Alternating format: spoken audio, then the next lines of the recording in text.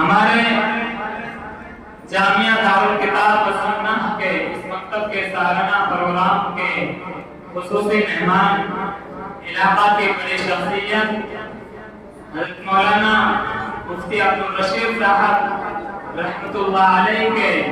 صاحبزادے حضرت مفتی مسعود صاحب دامت برکاتہ العالیہ مقیم حال ساؤتھ افریقہ تھے، لیکن کسی وجہ سے بلکہ وہ آج ایک سفر میں ہیں، سفر سے ابھی واپسی نہیں ہوئی ہے، تقریباً ظہر یا عصر تک ان کی حاضری ہوگی اور ہمارا پروگرام کا وقت صرف ظہر تک تھا، اس لیے میں ان کے نیابت میں حضرت مفتی عبدالرشید صاحب کے قریبی شخص اور ایک طرح سے کہہ لیجیے کہ حضرت مرحوم مفتی عبدالرشید صاحب کے خادموں میں سے ایک قریبی خادم حضرت مولانا محمد قاسم صاحب گاؤں توکا ہمارے درمیان تشریف فرما ہیں۔ میں حضرت مفتی مسعود صاحب کی نیابت میں ان کو اسٹیج پر مدعو کر رہا ہوں، وہ چند کلمات سے ہم سامعین کو محسوس فرمائیں۔ حضرت مولانا قاسم صاحب اسٹیج پر تشریف فرما علماء کرام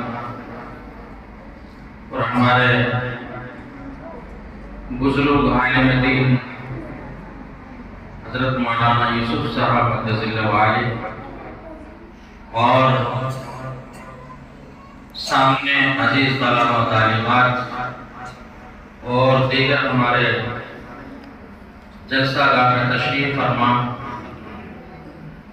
قوم کے ذمہ داران، بزرگوں، نوجوان، مستورات،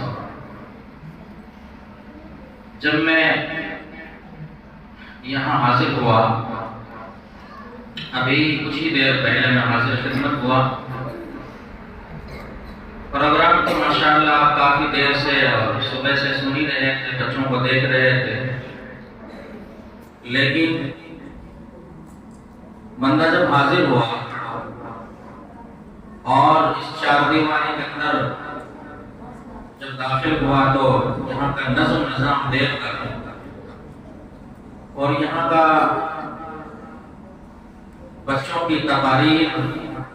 اور نعت شریف وغیرہ کو سن کر اور بچوں کی اس گنگناہٹ کو دیکھ کر ایسا محسوس ہو رہا تھا کاش کے گاؤں نہیں بلکہ ہر محلے کے اندر مکاتب کا ایسے مساجد سے منسلک جتنے مکاتب ہیں ہر جگہ پر ایسے پروگرام ہوتے، اچھا لگتا ہے،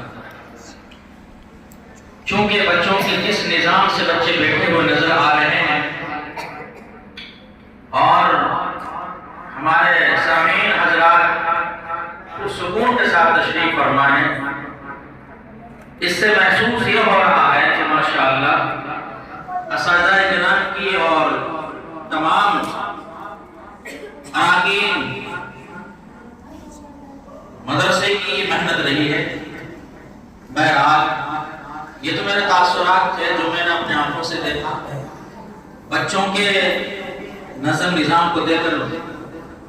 اندر سے دعائیں نکل رہی ہیں، اللہ تعالیٰ اس ادارے کو، اس مکتب کو آگے پروان چڑھائے اور اس کو قوم کے لیے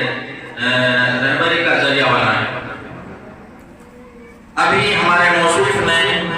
آپ کے خصوصی مہمان حضرت مولانا مفتی مسعود صاحب دامت برکاتہ العالیہ مقیم حال افریقہ صاحبزادے و جانشین حضرت مولانا مفتی رشید احمد صاحب مالپوری نبرلہ مرکدہ مفتی اعظم میوات جو آج ہمارے درمیان میں نہیں رہے، آپ سب جانتے ہیں، آپ کے زندگی سے بخوبی واقف ہیں، آپ ہمارے علاقے کے معذرت